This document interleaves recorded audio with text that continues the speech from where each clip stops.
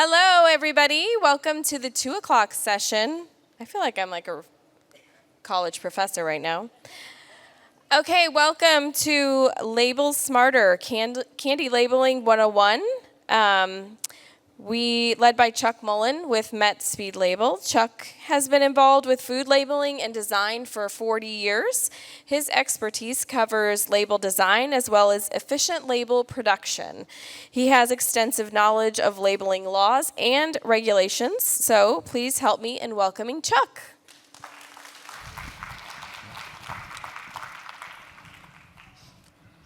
Thank you, I appreciate it.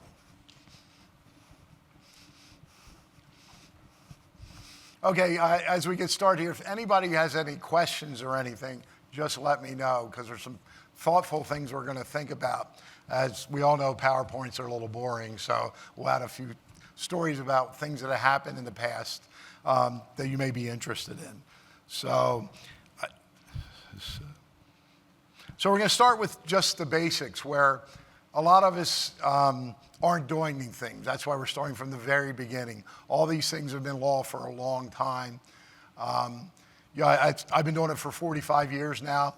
I like to put it like Harless Guerrilli was in charge of the patent office in the year 1900. And he went to the president and said, we should close the office. Everything's been invented will ever be invented. Obviously, he was wrong, because he would never have thought what's coming now. As time goes faster, more and more changes, and we forget what we've done and make more mistakes. And that's one of the things we're going to try to address with these. So when we start with a labeling just by itself, now it can be a printed label, it can be printed film. It's just the information the consumer's got to have. The first thing that you want to start with is a product. You got to have a product name. Pretty easy. You can do that, no big deal. Then the ingredients. This is a key part. We'll get deeper in that. But, you know, at least once a year, a lot of you people have been around, have known me for a while, I'll have somebody call or come to the show, come to the booth, and the best one was 6 months ago. Lady comes in, and I said to her, are you packaging product?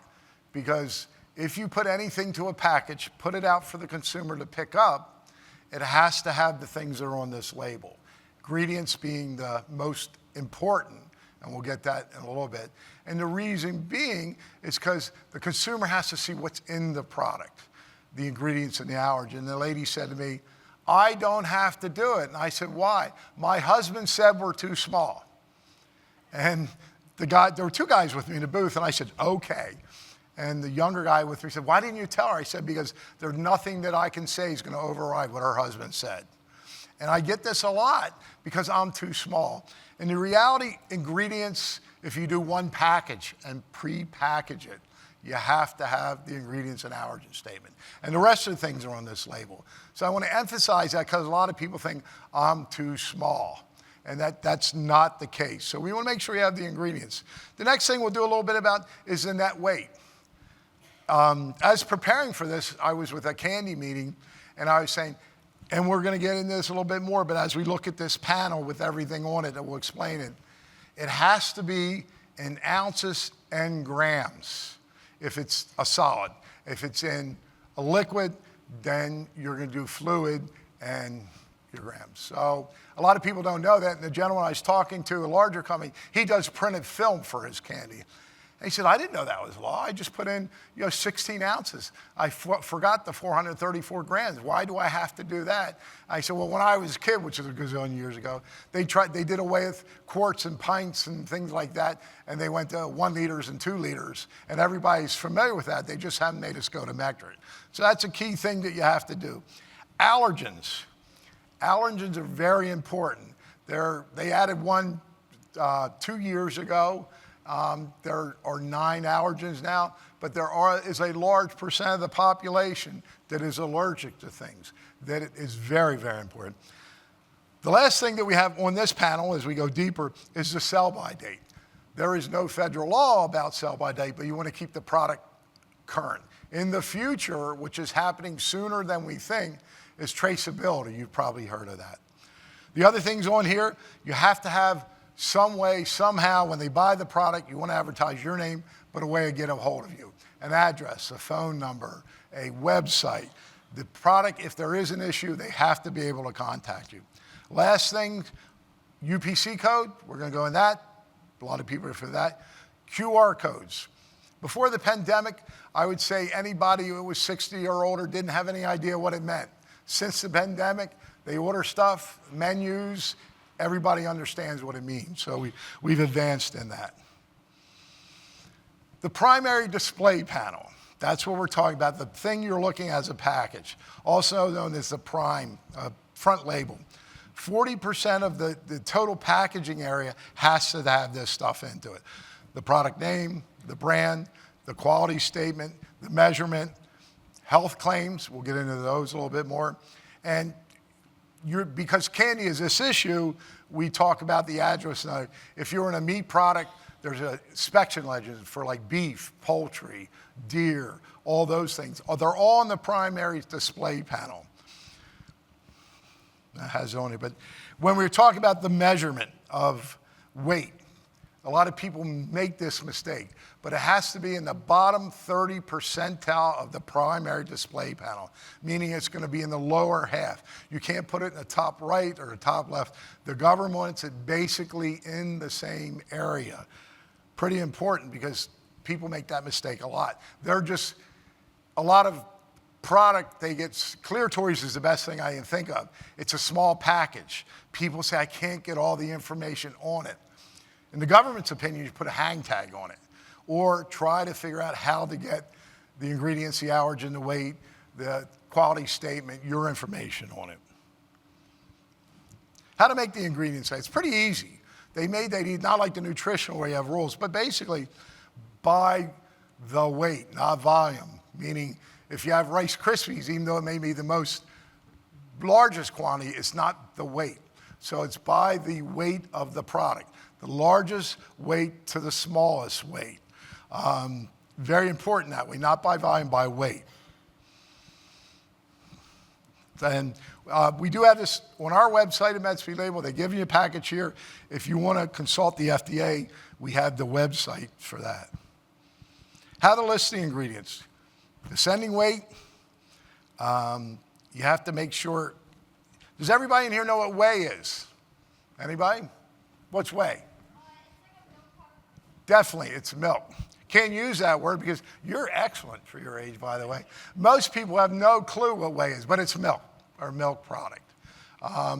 Any ingredient statement used has to be in common use terms, what people understand today. When I was a kid, there were nursery rhymes with whey and curd and things like that. We knew it is. Can't be using that. You have to use what the consumer will know what it is. It gets difficult because a lot of, especially in candy, we like to abbreviate because we all know what it means. We know what we're doing. Can't do that. It's got to be the full statement of what you're doing. The example that I have in here is about, tomato sauce. When we get into percentages or less, well, there's not less than 2% in there. So you may not have it in the volume, but you need it in the subtitle at the bottom saying that, whether there's less than 2% of this item, but you have to put in the ingredient statement what the product is and what the ingredient is. I'm stressing that because a lot of people in this industry tend not to do that. They just don't think they have to. So now we're figuring out how to do it. It's not tricky. We're putting the ingredients with standing order. We're showing the ingredient statement, naming everything, and we're giving the ability to customize as you need for products.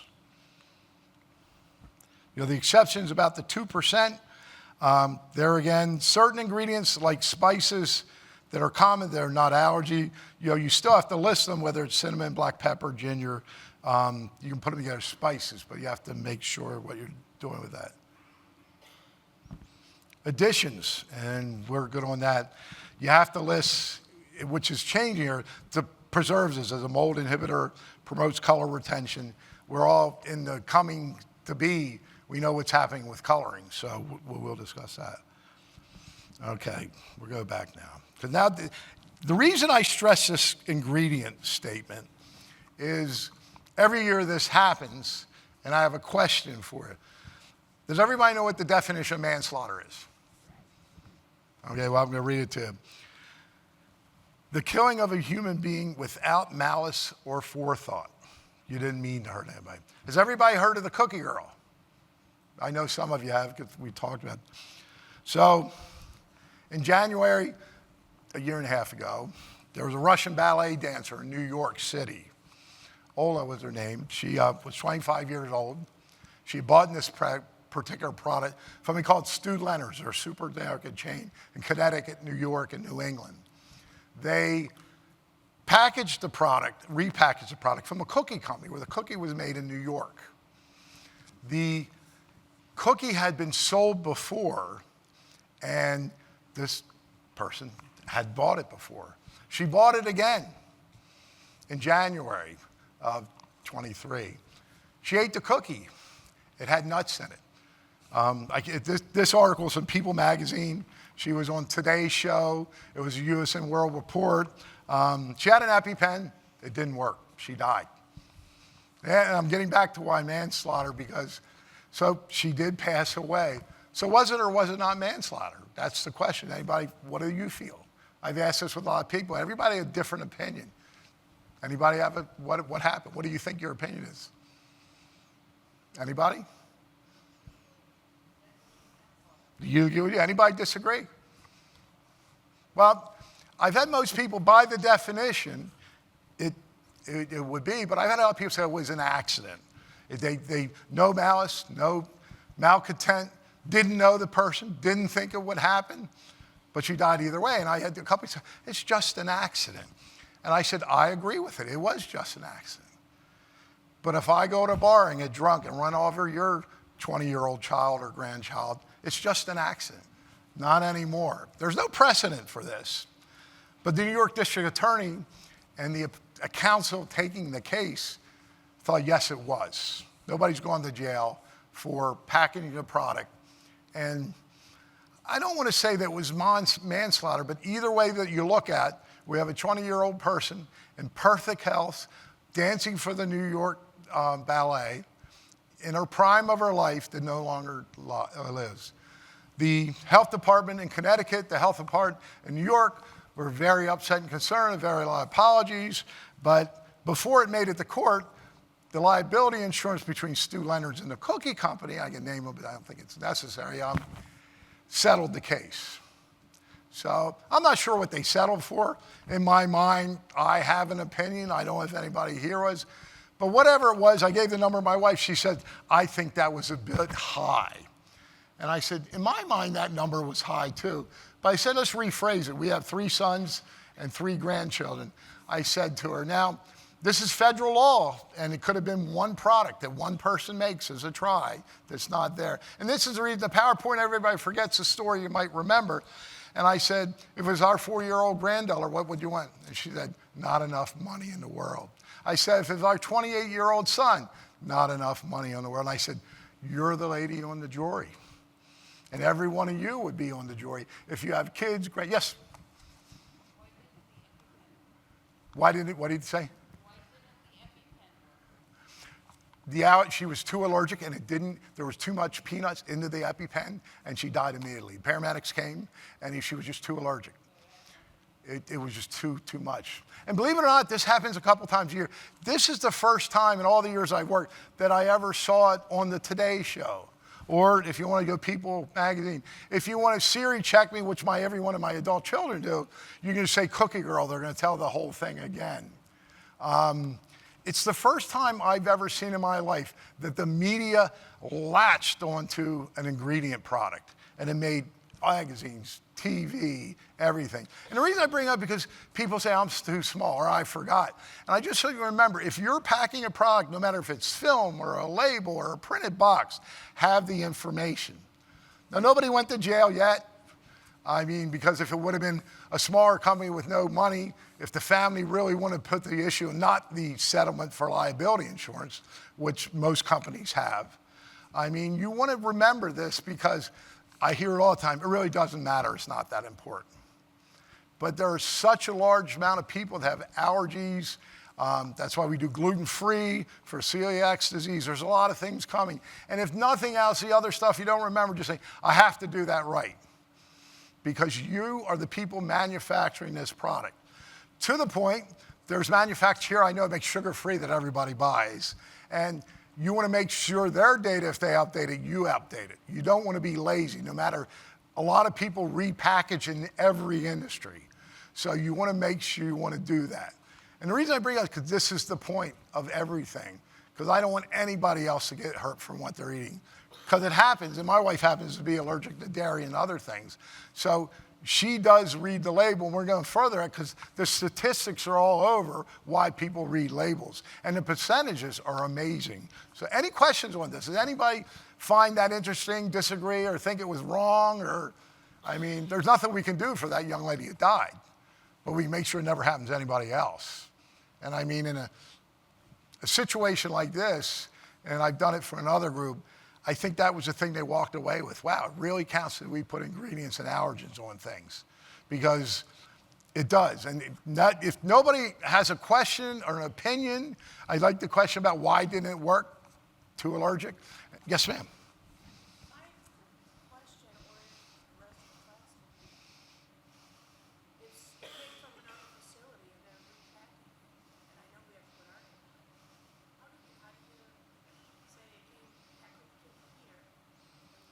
Because you say packaged by, you take responsibility. When you take that product and rename it, it's your product. Right. The issue in the lawsuit was the cookie company said, we sent several times, they documented the email, here's the new ingredients, it's on the box, you repackage it, it's there. The store said, well, we weren't notified enough. But then when the manufacturer sent all the letters, they said, well, here's all the stuff we sent. And until somebody in any labeling law, whether it's the weight, the ingredients, allergen, the nutrition, until there's a problem, it doesn't matter. You know, it doesn't matter at all. And best example, and then we'll get back to this. So I said my wife's allergic, so we do trade shows all the time. So there's an ice cream company that works with franchises. I'll leave their name out. So before COVID, we did a whole program for their franchisees. They said it's all too expensive. So this past year in November, we were at the trade show, and they have a new president of the company. And he's coming in, and he's got an entourage. Everybody says yes. Yes, you're right. Yes, you're right. Yes, you're right. So he comes to the booth, and he looks and says, we should talk to them about something for our franchisees.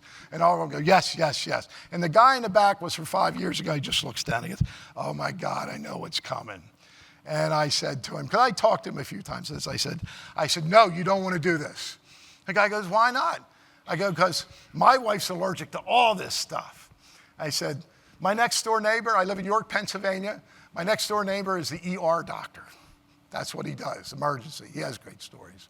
So I go, because I don't want you to change this. And then I grew up in Baltimore. So if you turn the Baltimore phone book over and put it on the back, I call them Weed, Cheatham, and Howes, because that's what they are to me, is my cousin. It reminds me of a bad used car salesman. I'm a salesman. He's got 30 offices that are about this big, and you know, he does all kinds of things. So I say to the president of the company, I go, no, you're my retirement program. He goes, what? I said, well, we're going to go to the franchisees. It's not labeled. I'm going to make her eat it. She'll get a little sick. She won't get real sick. We'll go to the hospital. We'll go get my cousin, because he ain't going to charge me. He's just going to take us 33%. It won't be free, and he's going to send him a letter. And we're going to ask between $5,000 and $7,000 because she got sick. And I said, we're going to, when we go on vacation, we're going to look for your stores. I said, this is going to be great. I'll make $100,000 in cash. Never bought a thing. So I've been making my wife sick once or twice a month. And he's just looking. He looks at the guy, he goes, can he do that? And the guy in the back goes, 4 or 5 times a year we get those letters, we just pay him out. And the guy, well, what'd you, not my intent, I just wanted this guy to think, like I'm trying to make you think. And he said, there's no way that you could do that. And the guy said, it happens all the time. And you know why I picked that number? Wherever you are in the country, if you're going to call an attorney, they charge by the hour. The minimum they're going to start with a letter is $500 to $800 for that letter. So you're talking 10 letters, you got one back and forth and this and that information. So it's easier to pay out. And in the process of doing this, a couple years ago, I had a customer that had something make a kid sick. Didn't get hurt, Kid got to the hospital. Dad had to take off work. They had to buy the drugs to make him okay. He got a letter for $2,500. He called me. I thought that was right. I said, were you wrong? He said, yes. I go, pay the $2,500. You can't even write the letters for that. So just to make you think, even if you don't kill somebody, you might not be getting a letter, not from me, but somebody's going to pick it up and look at it and say, hey, you're not labeling right. And it's going to cost you money either way because you're wrong. So I'll get back on track and we'll do some more stories. But with this, when we get into nutrition, which is coming next. Okay. The nutritional panel, and I have two up here.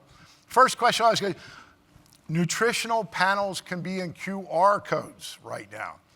It has to go directly to the page with not the old one is the old format, the new one's the new format, and then we're going to get that primary display panel by size on what you have to put.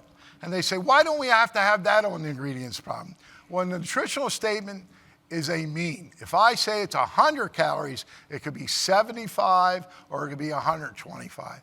And back to start, nutrition never killed anybody, although I could lose some weight. If you look, and we're talking about this, we'll get to the future. On the left, this is the old format. When they said they were going to change it to the new format, I'd say RCI did it 4 years ago, sent out in the magazine. This is what's coming. It took them 3 more years. Because you remember, packaging like at Frito, they buy a year and a half, 2 years worth of film, and it has to change. But we have to look at the font size. We've gone to what the calories, if you look at the old one, it was small. The new one, it's got to be large. The cholesterol, the sodium, the total fat, all has to be the larger size. My favorite thing to do is, at the bottom it says the average adult should consume 2,000 calories a day to stay at their present weight. Anybody ever see the movie Schindler's List? How many calories a day did he guarantee that the people got? 2,000. That's what he decided, that's what he picked. Most of the people lost weight. I'd say most people in this room, especially me, if I only ate 2,000 calories a day and stuck to it and worked and walked, I'd lose weight too. But it's important because this is the new format that we're using now. There's yet to come on this because you see the highlighted calories, the highlighted portions. The FDA absolutely can do the QR code. But in the future, because they are doing that, they're going to want 3 of the lines here put on the package. Just started last month talking about it. But that's something futuristic that we're going to come. Package size. You'll notice how we get smaller, smaller, smaller. If you buy a pack of gum or certs or a small package, these are the formats that you can use. But look here, we're also in the large area. They want to know the calories, the fat, the carbohydrates. This is the important information that people want. In saying that, and there's Supermarket Magazine has a percentage. Everybody dickers on this, but it's anywhere from 50 to 70% of the people, I'll take the 50, read the whole package, the ingredients, the allergen, the nutrition. So I'm just going to say this in my opinion. Half the population, when they pick up a package, they read that information. The interesting part goes between, after they read it, 85 to 95% of the people buy on that information. They are going to look at the information, they're going to look at it all, and they will buy because of that. You know, people think, people don't read it. Well, you're mostly right. 50, 70% people, maybe or 50 or 30 may not care what's in the product. But of the people that care, they read the information to make sure they are going to be right, and they will buy off that. As the cookie girl had an EpiPen, read the label, no peanuts, no allergen statement. She was due diligent on making sure what she ate wasn't going to hurt her. So these people do these things. They're very important. They read the labels. Understanding what the quality statement is. So the product has to be exactly what you say. I know a lot of people want to say, I want to buy a pre-printed box of one of my vendors and I'm going to put everything we make in it. You can't do that. It's got to be exactly what the product is and in there. You can't do a shotgun of just everything that you want. It's got to be exact. I know a lot of people want to say, gee, I just want to have everything in. You have to be compliant. What's in the product's got to be in the product. Quality statement, back to the package. The weight, whether it's a solid or viscous, has to be done both ways. A lot of people just aren't doing that. A lot of people assume if I just put the grams, I don't have to put the net weight. There are 28.38 ounces to a gram. And I always tell people, even in your net weight, and the FDA looks at it this way. If I have 8 ounces of chocolate, you have to have 8 ounces in, I think it's 285 grams. Grams round over, so there's no exact measurement the same. If I put 7.5 ounces and there's 8.5 ounces, how does the government look at it? Anybody have an idea? Is there a problem with it? What would be the problem? And you put 8.5 in. No, absolutely no problem at all, because they don't care how much you give away.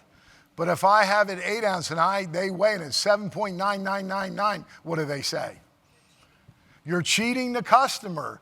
You're misadvertising. You're stealing from your customers. They don't care. You could put 8 ounces and have 10 pounds in there. You're not going to make any money that way. And that's why we're all here. But you have to make sure you always round down, especially on the grams. You'll never see 142 point something. They'll round it down. Any product that you package, company close to me is called Utz Potato Chips.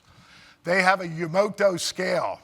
It will split half a chip in the air before it goes in the scales.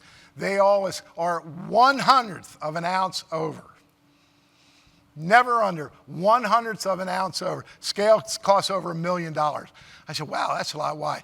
They package 100 bags a minute in each tube, lots of tubes going. He said it would be an extra tractor trailer load, probably 10 to 15 a day that they would dump, and they're exact, always. It never makes a mistake. But that's the key. A lot of times people say, oh, well, I want to weigh every bag or every cup. The disadvantage of that, 10 years ago, probably great. Today, the time for the scale to settle, to put the label on, the labor just kills it. So everybody's batch weighting, 8 ounces, 16 ounces. The other thing is, my wife always, I tell you, if you get her in a supermarket, she'll rifle through and make the mess to get the weight she thinks she wants. When it comes to milk, she'll pull 4 gallons out to get the date out. And maybe a lot of other people are that way. To me, it's not that big a deal, but everything, she checks every expiration date. Even though we're reading it this week, she wants the freshest. So all your customers are the same people. They want to make sure that they're getting the most or the least, depending on the package, the freshest, the best buy. So those are what people intend to do. The allergen, we're back to kind of that, but really in here, the main thing is like, you can't use abbreviations. You can put it in the ingredient statement. But as we did with the nutritional, if you're gonna say peanuts, soy, whatever ingredient, it has to be a bigger. What most guys are doing, the only catch-all that comes now is when they do an allergen statement, they will have the product and the ingredients, but they also are worried about cross-contamination. If you have a product that you're packaging in one machine, you're running the product, and then you go to a soy, a nut or anything, you have to be very due diligent, cleaning all of that out. You can't have cross-contamination. So you gotta make sure that you're doing the allergen statements right. I think, in here we're talking about chocolate, you have to list it, but you also gotta do the cross-contamination, because most places are an area of where we have that happen. And to the point, our office is in Philadelphia, and they have a very large allergen association. And they came to the stadium and said, because nuts in the air or cross-contamination is a big factor, no matter where you are. So they went to the Philadelphia Phillies and they said, we would like to have a nut-free game. Because they tried to do a section, but people buying peanuts and they're going everywhere and they didn't feel as good. And the ownership said, yes, we will allow that. It's not a problem. We will do a nut-free baseball game. The only thing we request is you pay for the profit on what we make on nuts.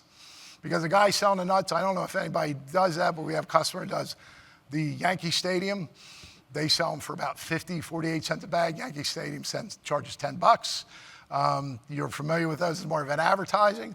So at the Phillies, on an average game, the profit on the nuts, they're not talking about buying the nuts and what it costs, is $300,000. And obviously the peanut, you mean to buy a ticket, we have to add $300,000? They said, yeah, it's not that important, we're not gonna do it, because it's too much money. And most people don't know that the cost of the concessions of the Major League or a concert is where, in some cases, they make more money off the concessions than the games now. And because one thing they do, they don't take cash, so people forget. So make sure you have the allergens, what they are, identified. If you're gonna have them in the building, you wanna have that statement that may have cross-contamination. Major factor. Ingredients, we're back to the whey. Everybody knows here what corn syrup is. We know it's sugar, we know what whey. There is a lot of words, especially in your industry, where people just will use its abbreviation as another word. I also like doing the ice cream show because, my grandfather used to say, if you can't read all the words and know what they are in the ingredients, you probably shouldn't eat it.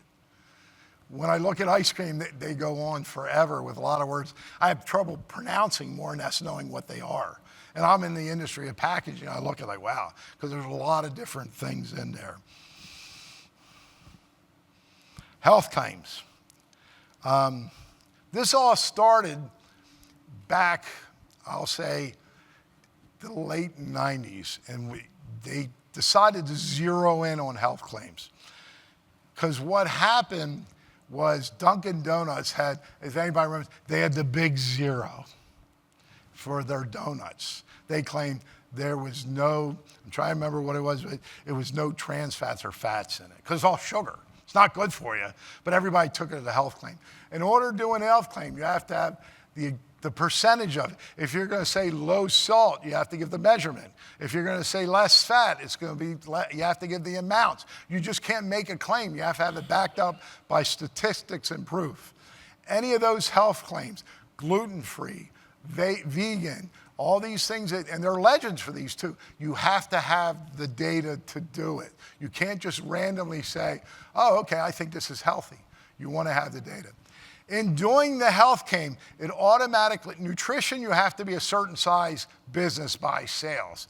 But if you make that health claim, say less fat, no salt, let's see, it's vegan, it's gonna be gluten-free, it's automatically goes back to the nutrition statement. You have to have the nutrition statement if you make a health claim. Anytime you put that in there, they connect each other because it's got to show that there are less carbohydrates, less fat, less sugar, whatever it was going to be. I know in this industry, there's not a lot of health claims, but the number one is sugar-free. If you're going to put a sugar-free product and you have no other need for nutritional, once you package that in a sugar-free product, it's got to have the health claim because now you're saying it's healthy for you, where it may have not, the other things may not be, but now you're making a claim. A lot of people don't, they just assume they don't have to do it. I'm too small, but you do. You make that claim, you're gonna have to put the right information on. Very important, because a lot of times, especially I know here at the show, I'm seeing more of the nut-free. I know definitely that's a health claim. If you're gonna go the nut-free, guaranteed no huts. The vegan, they're just more and more of that. You're gonna have to do the health claims. Any questions on that? Does anybody have anything they want to ask about some of the things we've done so far? Yes?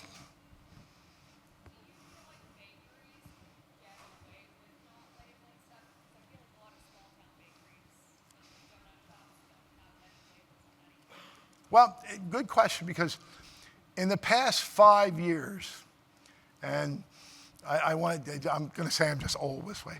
I never thought in the wildest dreams that I would go check out from the convenience store and have no teller. I would have to put my own order in at McDonald's. Everything's self-service. In those situations, there's no person to ask. So if I stand behind this counter and you walk up and say, I want that cake, and I go and pick it up, I put it in a box and I hand it to you at a bakery. The assumption is responsibility becomes you. They do not have to put any of this on because you're talking to a human that's handing you a human, and you have to say, hey, by the way, do you have any nuts in there in a chocolate nut cake? Is there any chocolate? Is there any milk? Is there anything else? You have the communication. You do not have to label in that situation. But it cannot be, it can't be over the counter there and pick it up. It's got to be handed by a human and given to them. When you go into Dunkin' Donuts, say, I want a chocolate glaze, I want a nut, I want a sugar, and they put it in a box. They physically hand it to you. The government assumption, we are exchanging words. May or may not be true, because in the last 5 years, let's say, there's less and less of that. The problem is that everybody comes from a different state, but everybody's minimum wage has changed. I saw a lady in New York, theirs is like $17.50. I was talking to a store in Seattle. Seattle's minimum wage is $21.50 an hour. The lady at the donut store at ice cream saying, hey, I want that one, is gone away. And everybody knows the self-service has gained popularity. Not many candy stores have done that yet. A lot of them still hand the product. But I foresee in the next 5 years, if you're a large store and you're busy at Christmas, Easter, you may have the register to check out yourself. Because you're going to have a person in the store where usually they are that can watch so you don't get theft. But it's streamlined, and every consumer is used to checking themselves out. You scan the barcode, you put your credit card in, it gives you a receipt, and you're on your way. I've been at my local supermarket. They have one checker now. They have 12 checkout yourself lanes. If they get busy, they'll put a second one. The local, we have Wawa's and Turkey Hills. I went into the convenience store, and there was nobody there. I'm like, I wonder if they're watching. there got to be somebody in the store. 6 registers to get your coffee or dangerous. But that's what bakeries do. In saying that, just because of what we do, we do bakery shows. The international bakery shows this year in Las Vegas, their labels are huge. They usually have a big O and a tail that goes around the package. And the reason for that packaging, it's safety seals too. Because everything they do is in a clamshell. And they're afraid that somebody, if you're a million years ago, you don't remember, there was a Tylenol that they think somebody intended to kill somebody.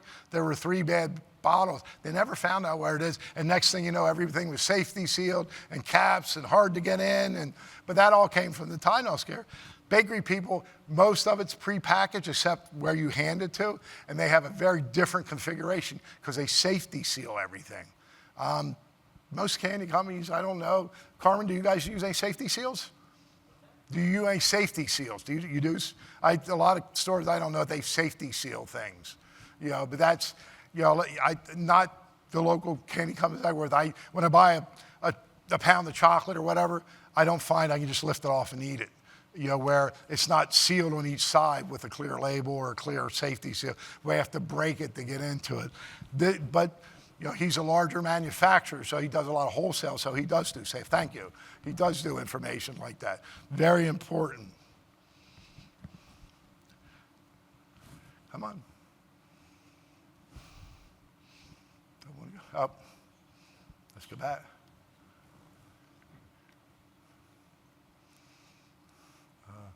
That was one just the health claim. Okay, now we're going to do recalls. In all the things we were talking about, recalls, they're talking about the cheap one, $9 million to $10 million. What you got to call, and you just got to think about it. Who you got to call, what you got to do, what they're going to be. And the next slide will show that. I talked about the ice cream show, and I talked about the story I told. My favorite one, last year at the National Ice Cream Show, most of you guys might know about it. So all the guys come out of the meeting, and they're coming to talk to us. I'm like, why am I so busy? We're never this busy. We got 3 guys at the show, and the guy showed up, he's laughing, he's cracking up. And we're back to why whey has to be a thing. So Costco, they had 100,000 pounds of butter. What's the number 1 ingredient in butter? Milk. Guess what they forgot to put on there? Milk. There was no milk in the ingredient statement. I don't know who caught it or how it down, but they were told to recall all the product, all 100,000 pounds, which they did. Didn't cost them $10 million, almost $1 million though. And they didn't give them the option of relabeling or repackage. They wanted it destroyed. Because now we're not talking a local guy, we're talking Costco. Everybody's got one. I remember the first time I was at a bakery, and the production manager's cracking up. And I'm telling him, I go, what's so funny? He goes, the best part, he goes, I called him and said, just give it to me. I'll pay half price. I just need the butter. I don't need the packaging. Just give me the butter. And he would say, he said, yeah, the governor already told me they had to destroy it. But these are things that happen in the news. You know, when we're talking about, we'll get to the future. I guess that's come on. Let's see.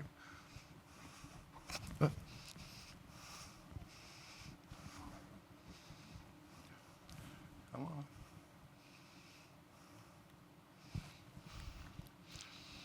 Okay. On the horizon, this is the stuff that's going to drive people crazy. In 16 months, in theory, now this is my personal opinion, most of the people agree with me because of supply chain. In 16 months, in every other state but California, there are no more artificial colorings. No red number 3, which is outlawed in California, no blue, no yellow. And the people I've talked to in the industry said, the supply chain's too big. It's not going to be the end of 2006. There's no way in the United States that everything's going to be gone. He said it's going to take more time. And I tend to believe that because every drop dead date, whether it was nutrition, whether it was packaging for world chemicals, they've all been pushed back because of supply chain. Everybody may have another opinion, but I can't believe in 16 months in the United States there will be no more artificial color. It's going to take longer. They are getting better. At the PMC and also at All Candy, the magazine was, let's see if I can show. What they were talking in the magazine is how to make the colors. Not as dynamic as what we're used to. The biggest one I can think is the most colorful is Skittles. They used to be great colors. What are they going to look like in 2 years? You know, are people not going to be happy with the way they look like? M&Ms, there's a lot of coloring that is theoretically going to be gone. I talked to one store and he goes, yeah, I'm buying a lot of it because they're going to be a grandfather clause and I'm going to wait till everything looks good. I like the way my product looks now. I'm not sure how the natural colors, because they're not as dynamic. Anybody have an opinion on that? What do you think? Anybody? Agree, disagree? Think this is going to be done? No, I believe so. And this is my opinion, but these are on the horizon. They're talking about the colors. The next thing that I know is never going to happen, but they're saying, in 2027, the UPC code is going to be replaced by a GS1. A GS1 is like a QR code. It has a lot more data, can transfer more things. The reason I think this is going to be pulled back, the estimate in packaging is probably $10 to $20 billion that'll be spent to change from UPCs, your registers, your systems in the stores. The real reason why 20, does anybody know what year the UPC came into existence? Nobody? 1974. It's been over 50 years. Everybody assumes out there. If you know how UPC works, the first digit's an industry code. First 5 is a U as a manufacturer, 5 or 7, they've changed it. The last digits are what the product is. The front and back, industry code and check digit. Check digits just to make sure the math is right. I think they're running out of codes because 52 years ago when they decided to create this, if you're old enough, remember, I worked with a company called Fosscraft that make pottery. Everybody else is going to UPC except Sears. They use an OCR code. When they went to Fosscraft, they said, we want to buy your pottery. They said, fine, we'll get you in your magazine. No, we wanted all the stories. They said, no way, I'm building another factory for QR codes. Everybody's going UPC. And eventually, they went UPC too. But everybody, there's a lot of people in this room weren't alive in 1974. But the times just got so fast. Back to Horace Greeley. Hey, we're making this code. Every register will work and make everybody efficient. They will know the price of things unless they don't want to. I mean, there was a situation with Food Line, where they would put this stuff on sale on Saturday, they wouldn't change the sale till Monday. There again, nobody got caught until, like, hey, it's supposed to be 5 cents cheaper. Oh yeah, we'll credit that. They got caught and fined big time. UPC's work, 99.99999%. Almost always the register is going to be right, long as the database has been fed the right information. So that's yet to come. We're going to be changing things. I mean, I look at 2026, we're in 25. It's awfully soon to get rid of all the artificial colors that are in the stream coming down to be bought yet. Maybe, maybe not. Unless you're California, they're different on everything. They've already outlawed it. QR codes, definitely changing. That's changing. Last thing I was talking about, we talked about the FDA, and this is only 2 months old. As we were doing the nutritional state before, because it can be in the QR code and you have to physically go look for things, they want to put the calories, the fat, and the cholesterol and the 3-line data on the front of the primary display panel. It might be 10 years before they do that. Because you're back to not you as a manufacturer. Procter & Gamble, they're going to have to do it. The people of every manufacturer, Frito with the film, they buy film and product sometimes 2 or more years out. So I don't think there's, hey, we're instantly going to QR code, you can't use you. It's going to be a gradual stream in. It isn't going to happen instantly. But you have to be aware of it because there's some larger manufacturers, like my friend that buys 1.5 years, 2 years of film for his candy. He's like, I never knew the ingredients. Now you tell me I have to look at this? I go, stay current. The laws are changing. We assume nothing's going to change. And that's not the way to look at it. Because the government, I like to say this, in our plant, we have 20 employees in our plant.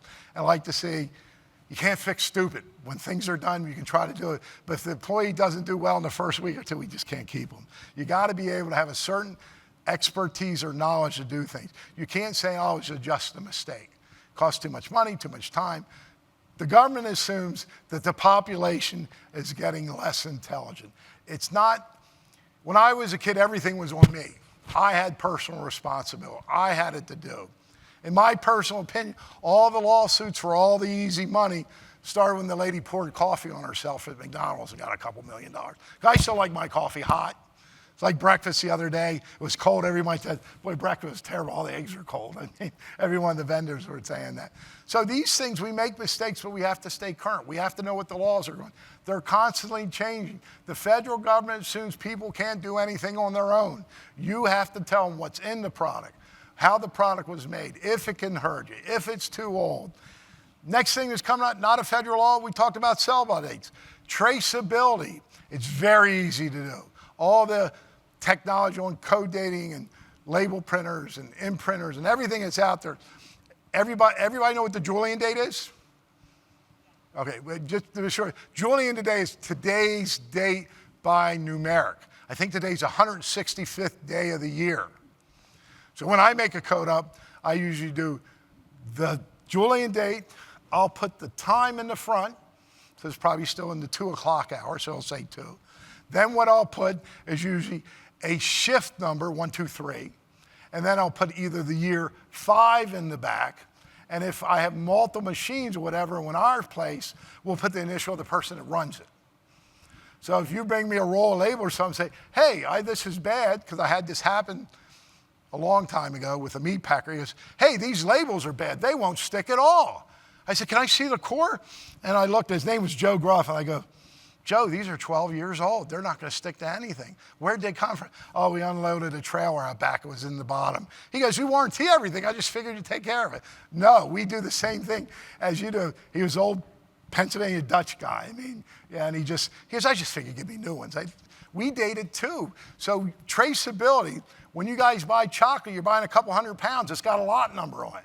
You know what it is. When you buy nuts, you know who you got it from. If you buy marshmallows or whatever you buy, you're going to have that come into your plant. You make a number. Okay, we're making this amount of stuff today with these ingredients. Write down. Then you can go to the individual product. If you have a Doughboy or an over wrapper, it does it by the minute. You set up the code date. I like Hershey, which is a bad name here, but we do stuff for them. Their line is like 5 pages long on that number. It tells the line, the date, the person, the operator, the maintenance people on duty in case they were doing a work project where metal shavings come. They have metal detectors too. So you can zero into the exact time. Not law yet, definitely coming sooner than you think. I did a board talk with, I guess it 3 years ago.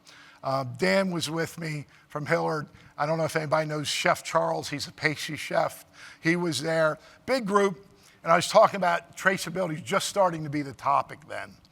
And a lady got up and says, nobody uses that. And I said, yeah, you're right. And that happened to be the year that, if anybody remembers, Jif recalled every product they had. And I said, oh, I guess Jif didn't use it. And everybody laughed. And Chef Charles, you really leaned into that. And I said, but I have a manufacturer that buys peanut butter by the tractor trailer load. They are all dated, timed.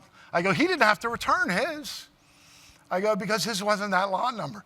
When it came to the average consumer in the store, they had dates from different plants all over the place. So they recalled everything. Nobody could get peanut butter for all that period of time. And you guys probably remembered it. I mean, you just couldn't get peanut butter. And that's what they're after. You know, when we go to the recall times, it's a lot of money, but you have to specify what you used that could have been recalled. Chocolate, nuts, milk, marshmallow, all those things important. The traceability is everybody's equipment now probably can do it. And I like to say we all tend to be lazy because I know I am. And you don't stay current to do it. You can probably do it, but it's very easy to do. It is coming because they don't want you to randomly put stuff out. I started in 1980, and the guy that hired me, which owned my company now that I own, he said to me, what made my company was I was a one-man band, one guy trying to do codators and everything else. In 1968, Chunky Bar went out of business in one day. They had bad product. Didn't have liability insurance, didn't have anything, had a recall, everything, they went broke. The next day, Hershey Foods bought $1 million worth of codating equipment, made him a real business where we grew the company. So one of my things about the RCI show, I guess like 1985, 1986, somebody was telling me, I was telling that story, and this guy like listening. Older guy goes, you want to know the end of the story? I go, I'd love to. He goes, I was national sales manager. There was milk in the salmonella in the milk. He goes, I got an extra week till we got everything recalled. I went back to the bus. He goes, I never knew. He goes, I really never knew. And RCI, I said, I was at the RCI show. And the guy was like, he told me what made it happen. But in those days, in the 60s, nobody codated. Nobody did anything. Nobody thought it mattered. But it did even then. I mean, some of you people weren't alive in 68, but I mean, it's just one of those things. That's when it all started. The government decided we have to find a way that people know what's in the product, what's going to make them sick, what's not good, if we get bad nuts, if we get bad milk, any one of those things. The future is going to be amazing because I don't know what is going to come for packaging because it's constantly changing.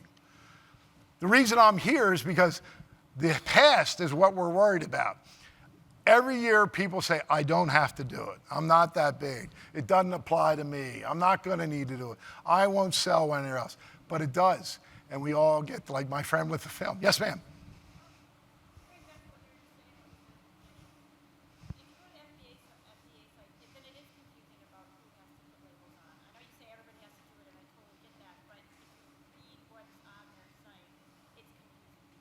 The ingredients has to be on the site. That's the federal law. Right, no, but it's who has to do the labeling?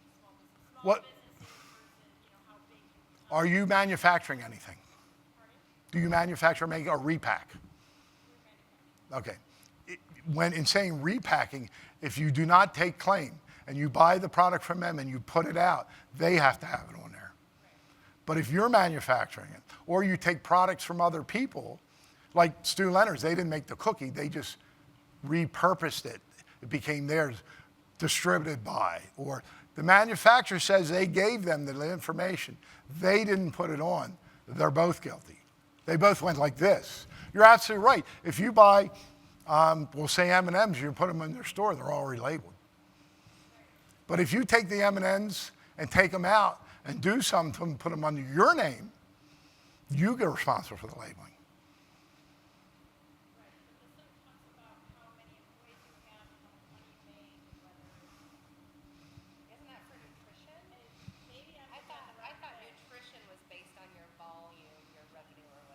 What, for nutrition? Yes. Yeah.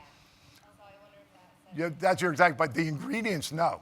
Nutrition is by volume. Small manufacturers don't have to, if you're doing 50,000 solids or so many units, you're right. But ingredients and allergens are everybody. But in nutrition, as I said, but that, good question, because a lot of people tend not to, I have all the pages. We made this, it's on the website here, it's on our website. If you'd like, you can go to the FDA.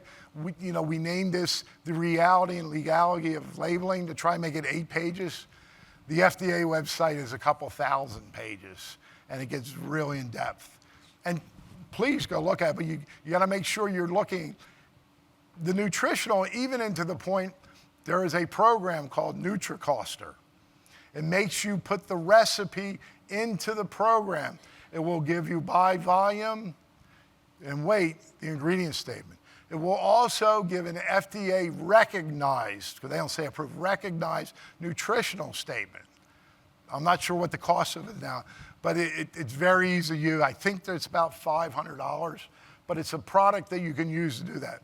But there's absolutely no way you can't have, and it's back to what you're doing. If you're buying a product from somebody else, it's going to have that information on there.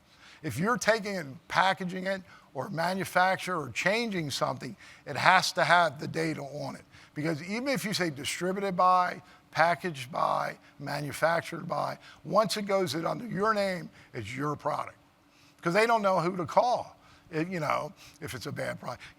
If you're buying Burns truffles, then you put them in your cabinet and they say, they're Fred's Candies truffles, they're your truffles. If you repackage them, Burns puts everything on. I'm just picking on them because I know them well. But they have everything on their sheet. Same thing if you buy Asher sugar-free.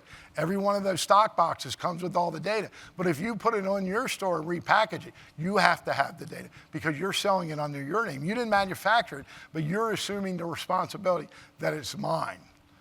You know what I'm saying? That's what they're after because they want to protect the consumer.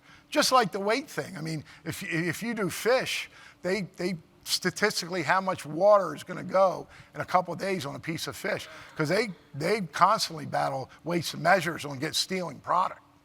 They'll say it's weight. But 3 days ago, weighed a ton. Now all the water dehydrated. Well, you shouldn't eat fish after 3 days if it's packaged. Frozen's good, but not, But good question. Anybody else? Yes, ma'am.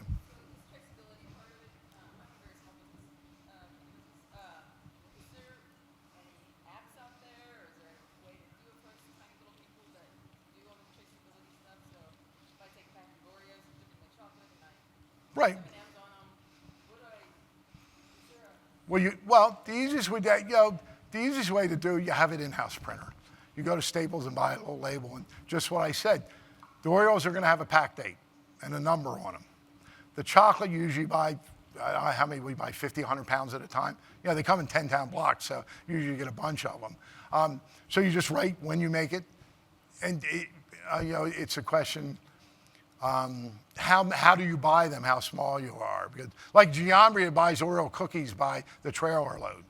So he knows when they come in, they're all same lot number when they come. And the chocolate's going to be the same lot number. And he just has a simple book. He'll write in when they came in, what day, how long they use them, then to the next one. And he'll have what chocolate and what Oreo cookie. Then you go, I packaged it this date, and I like the join day because most people have no idea what day it is. Because last year, everybody called me in the year, my machine's not working. I go, why? The day of the year is wrong. It said 366. There's only 365 days here. Not last year, it's a leap year. I asked everybody, how many days a year? 365. Not this year. Last year was a leap year. 3 more years will be another leap year. And everybody forgets, what's wrong? It has the wrong day. No, it doesn't. We just don't count on that extra day that year.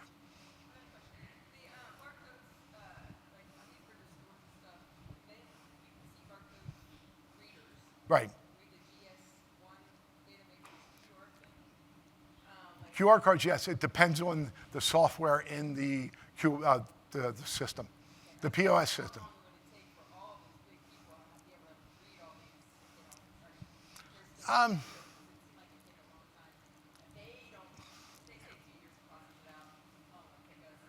Who does your POS system? It may be a quick update.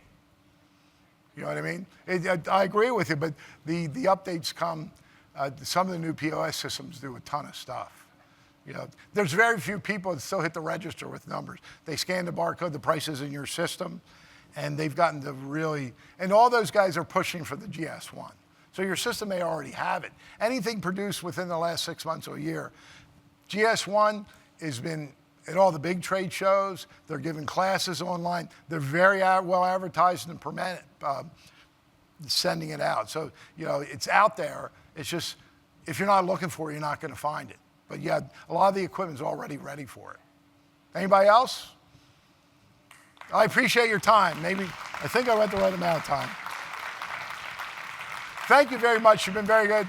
If you have a question, we're in the book. Anytime if I can help. If you need more help with setting up those traceabilities, let me know. Thank you.